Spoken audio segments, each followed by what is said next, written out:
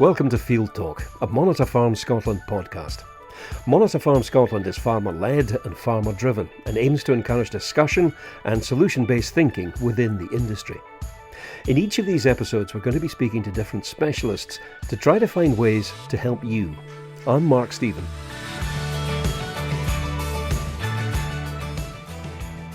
Throughout this series, we're looking at the process of succession planning. Now, previous episodes have shown pretty clearly that things can go very wrong very quickly in farming families. It can be a really toxic mix of emotions and money and resentment. Understandably, people get upset, angry, positions become entrenched, and lines of communication just fall apart. Now, this might be sounding very familiar to you. And if it has got to that stage, how do you unpick it? How do you sort it? How do you go about moving forward, getting people talking constructively again? Well, one way might be to employ the services of a mediator, and I've got one with me now, Gordon Davies. Gordon, thanks very much for taking the time to talk to me. A pleasure. Nice to meet you. Can I start with a really easy question? What does a mediator do? When two people are in dispute or have some sort of disagreement, very often a mediator is called in to try to resolve the conflict by being totally impartial and hearing both sides of the story and encouraging the two parties to find common ground so that at the end of the day, they can agree something going forward, either an action plan or a better way of working together or whatever is needed in the case of the specific disagreement. That's basically what the mediator does. It's entirely voluntary. The mediator is impartial, and what takes place in the room is totally confidential. Nothing is shared outside the room unless both parties agree that there are some parts of what has been discussed which can be shared with somebody else. Either maybe if it's a workplace problem, it could be shared with their manager, for example. But we all have to agree that some items can be shared. Otherwise, everything is confidential and no notes are taken at all of the meeting. Just out of vulgar curiosity, how did you get into this? I worked for the Scottish universities a few years ago, and there were lots of disputes between staff and students or between members of staff. And things got to the stage where people were threatening unfair dismissal. And of course, any sort of publicity about that in the local press is not good publicity. So we set up what we called an ADR, Alternative Dispute Resolution System, whereby a few of us became mediators to try to resolve these issues before they became serious or they became legal cases or went to industrial tribunals. And that was very successful. So having done that for a few years, I decided that I could broaden my experience by offering mediation in other areas. It's only in civil cases. There's no criminal cases involved, only civil. And I've specialized in things for the courts, mainly civil cases for the courts, where it could range from employment issues, child custody cases, construction disputes, anything really within the civil remit.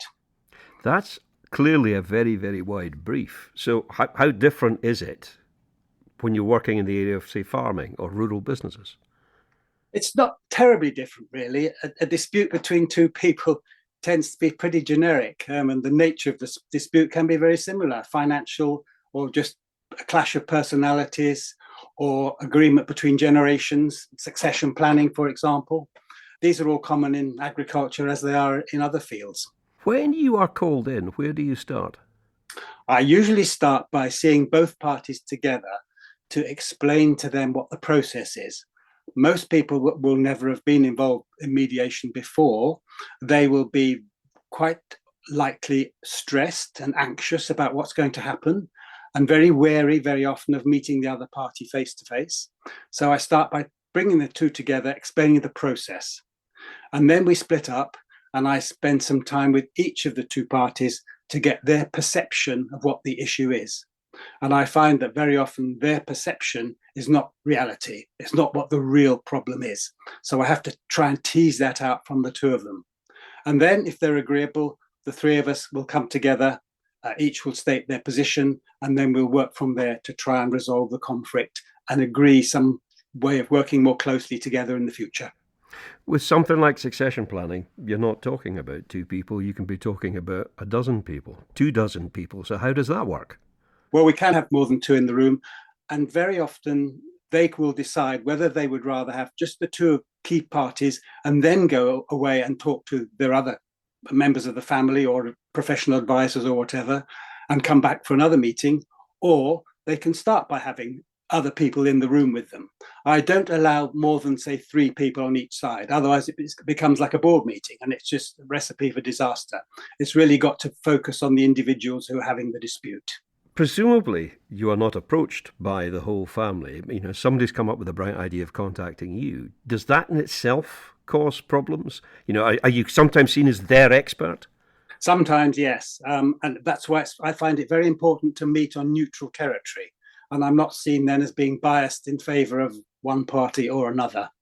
If it's an individual who's approached me, I make sure that they or I will talk to the other party to get their agreement to undertake a mediation session. There are probably, I would imagine, 1,000 answers to this, but broadly speaking, why does conflict develop in farming families? It's a whole variety of reasons. It can be intergenerational disputes, and I've had a lot of those. It can be a financial problem where perhaps the younger generation would like to diversify to support the agricultural part of the farm, whereas the older generation may be saying, we can't afford it, or let's just carry on doing what we do now. It can be a dispute if one or other parties has a new partner or gets married and finds there that they're being pulled in 2 directions, perhaps by a new partner in one direction and by parents in another. A whole host of reasons why we can get involved. How bad can it get? It can get quite bad. I've had, fortunately, only one case of physical violence, and that was really a mental health issue at the end of the day. Can you give me some, well, obviously don't name names, but can you give me some other examples? Yes, a case a while ago where the farmer in his 60s and his wife were running the farm. They had 2 children in their 30s who both had very highly paid jobs and were not involved in the farm. Quite suddenly, the father simply dropped down dead.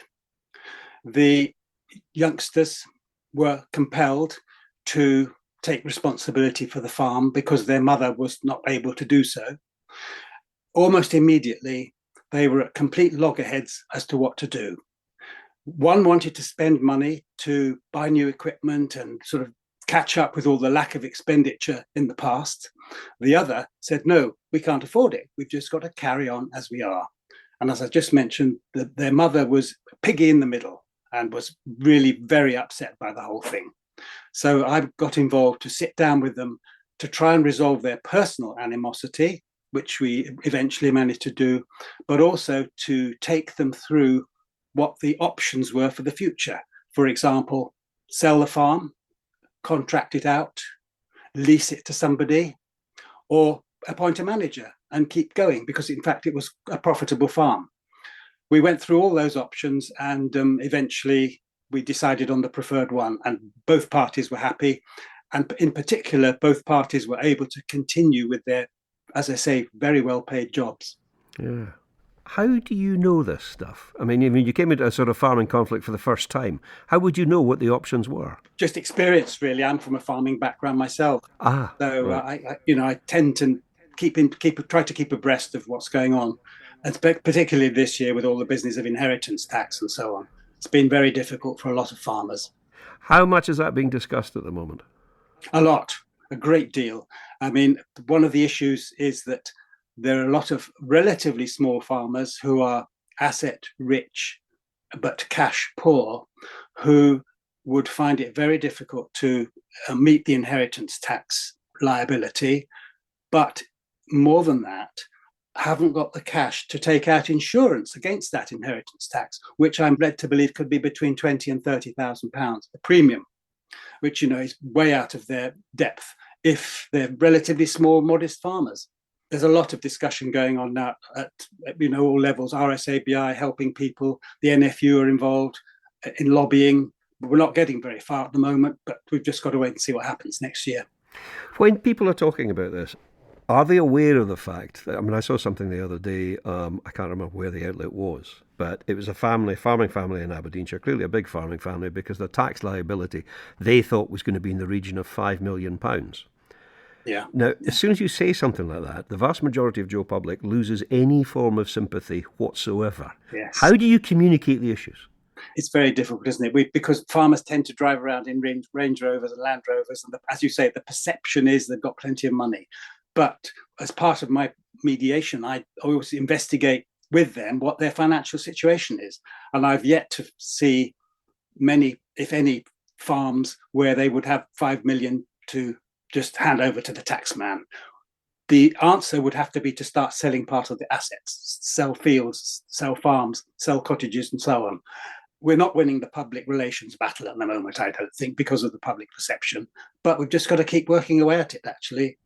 Coming back to, conflict within the family and difficulties with succession planning and things like that, what's the impact of that conflict? What impact is there on mental health, for example? There can be a huge impact, yes. I've dealt with several people who have been, as the usual saying is, losing sleep over it, but in fact, being very stressed, being anxious, and actually suffering trauma. And one of the things we've been trying to do with the courts is to teach or help people to manage trauma. A traumatic situation is not necessarily a car accident. It can be just mental torture, worrying about inheritance tax, worrying about not getting on with my in-laws or my parents, and really wearing people down constantly. It's very difficult. We are trying to help people in those cases. When you are involved with this, do you ever refer people to other agencies? You mentioned RSABI already. Yes, the RSABI have a very good welfare group who can help directly themselves, but also can refer people to experts, throughout Scotland who may be able to help, counsellors, therapists, and so on. The issue is helping people to recognise that they do have a mental health problem, and that can be difficult in itself. I can give you another good case study here where parents farming with their son, who was an only child, he reached the stage in his early 30s where he was convinced that he should take over the farm, have total financial responsibility. His parents should move out of the farmhouse into a cottage, and he should move into the farmhouse, and so on.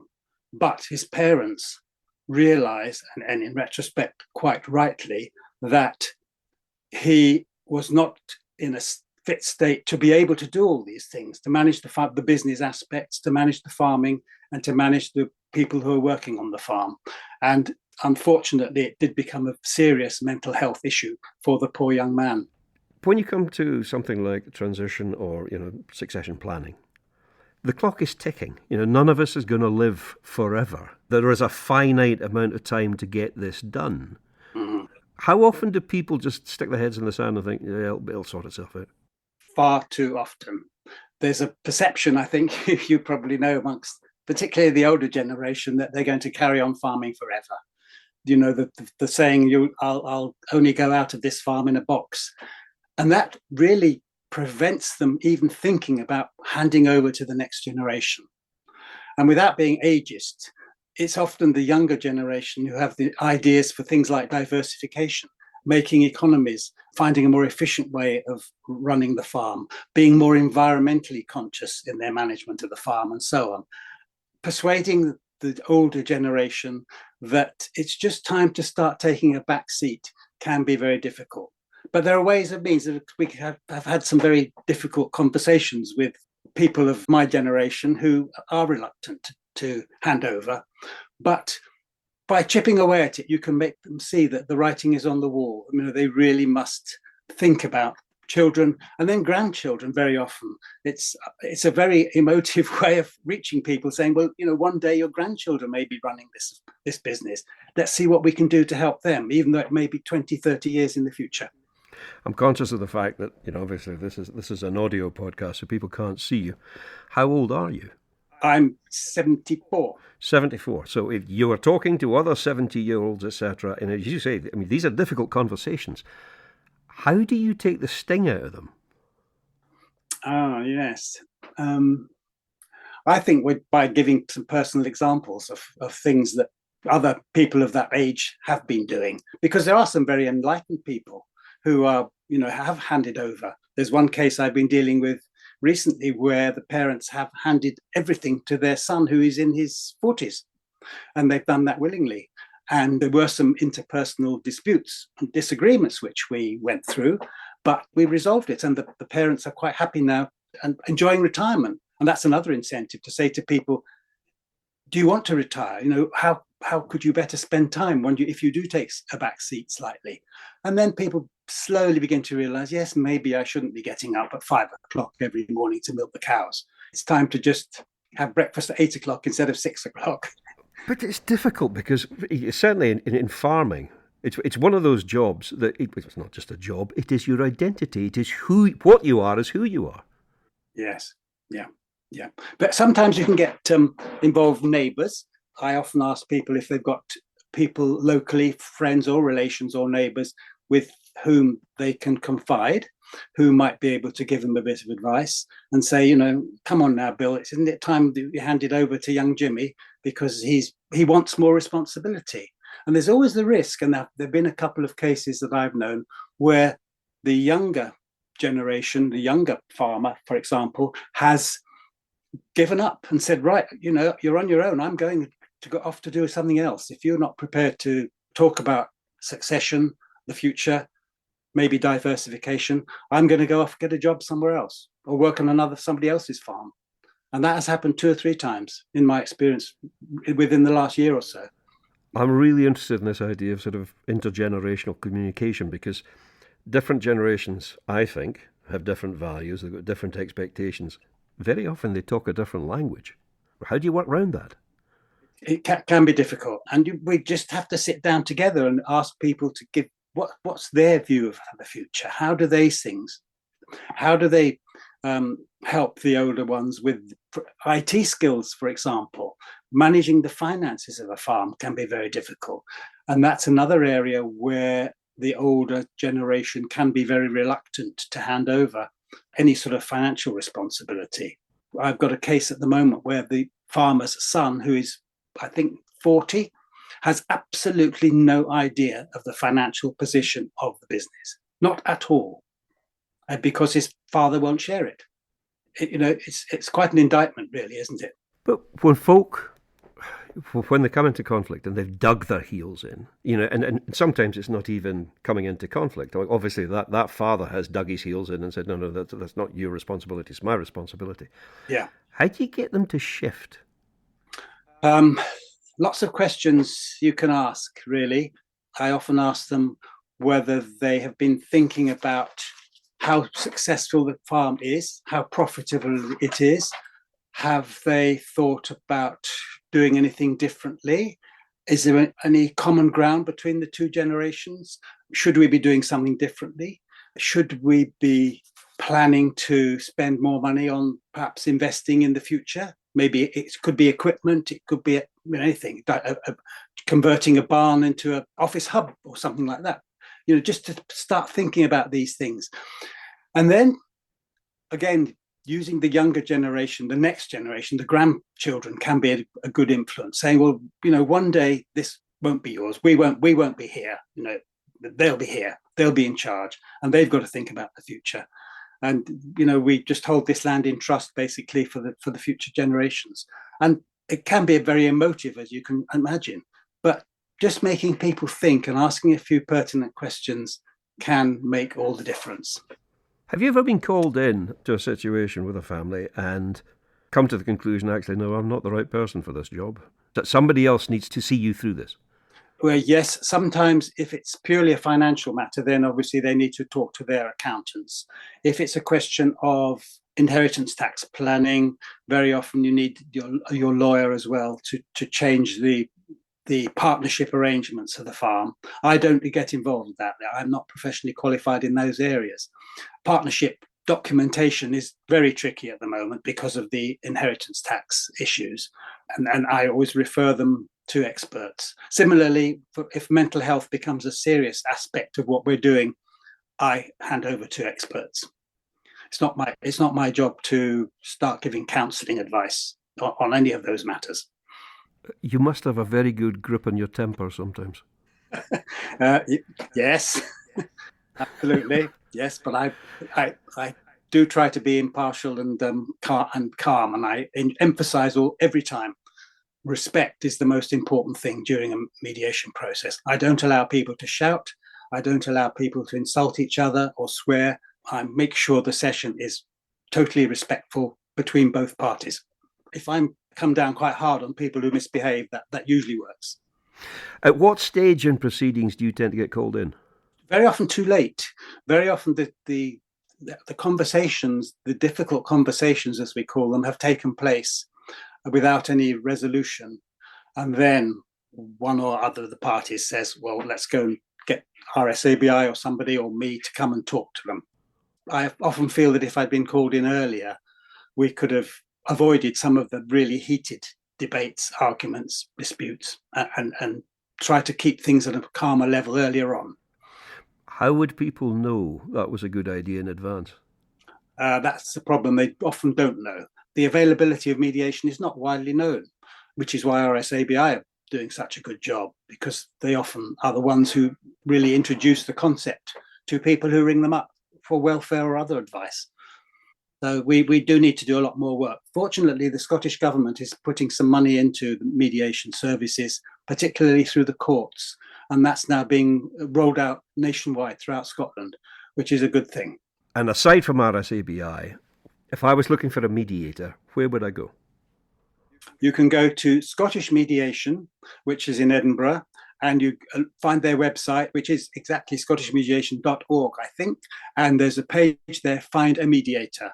There's a list of mediators who specialise in various areas, some in family law, for example, and you can find them who may be suitable for any rural matters.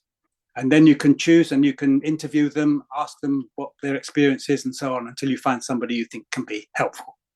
I would imagine to a certain extent finding a good mediator is probably a bit like finding a good dentist or therapist. It's to a certain extent it's a shot in the dark. You don't know until you're actually sitting in front of them. But the financial implications of getting it wrong are huge. Absolutely, yes, they really are. And it's important in those cases to make sure that the parties do have financial expertise behind them. But again, you see, very often they say it's too expensive. I can't afford lawyers to draw up the partnership, and I can't afford accountants to do extra work other than their normal annual audits. The pound signs just start ringing up very quickly, and that puts people off, unfortunately. When we're talking about what happens when you get mediation, what happens when you don't get mediation or it cannot be resolved? Usually, unfortunately, the answer is that one or other of the parties goes to court. And there are several court cases running where mediation has failed, and they leave it up to the sheriff or to a judge to make a decision on how things should be determined. That can't happen, of course, for disputes between two individuals in terms of simply not getting on together. But we persevere in those cases. Mediation may not succeed the first time. Sometimes you can leave it a few months and ask the two people whether they're willing to try again. And usually they will say, yes, we'll give it another go, because the options are too bad to think of. Just living your life worrying about things and being stressed and anxious and never resolving it. That's something I really work hard to try and avoid. Is there anything you would like to say just in conclusion, just maybe, I don't know, maybe to encourage people? I would say that people thinking about mediation should not get the idea that it's a legal process, because it isn't. It's not a stressful process. I can talk to people before the mediation to reduce their anxiety. And it's something which is constructive, not destructive. And it's almost invariably helpful. And almost invariably people come away at the end feeling that better, even though they may not exactly have got their way entirely, but they do feel that they've let a lot of these issues off their chest. They're on speaking terms again with the party, whether it's a parent or whoever, and can sleep a little bit more comfortably at night. This thought has just crossed my mind. The skills that you clearly have, do you use them in your own day-to-day life? I try to, yes. Got children and grandchildren. And we we do try to keep things relatively calm. Gordon, thank you very much for joining us for this podcast. That's very kind of you. That's been a pleasure. Thank you very much. All the best. Goodbye. Thank you. Mediator Gordon Davies there. Let me just remind you about the live undiscussable workshops with Lydia Carpenter. Now, Lydia is a Canadian expert in succession planning and conflict resolution, and she's going to be there in person, but her colleague, Elaine Fraze, will also be joining each event, albeit virtually. The events take place in November. The Mansfield Hotel Elgin on the 3rd, the Radston Hotel Lark Hall on the 5th, and the RHASS Pavilion at Ingliston on the 7th. You can register for any of them by visiting the Monitor Farm Scotland website and sign up using Eventbrite. Thank you very much for listening to this episode of the Monitor Farm Scotland podcast. If you would like to hear more episodes, just click subscribe wherever you get your podcasts. To stay updated with our latest news and events, visit the Monitor Farm Scotland website and follow us on social media for more updates. Monitor Farm Scotland is funded by the Scottish Government and managed by Quality Meat Scotland and AHDB. I'm Mark Stephen. Thanks for listening.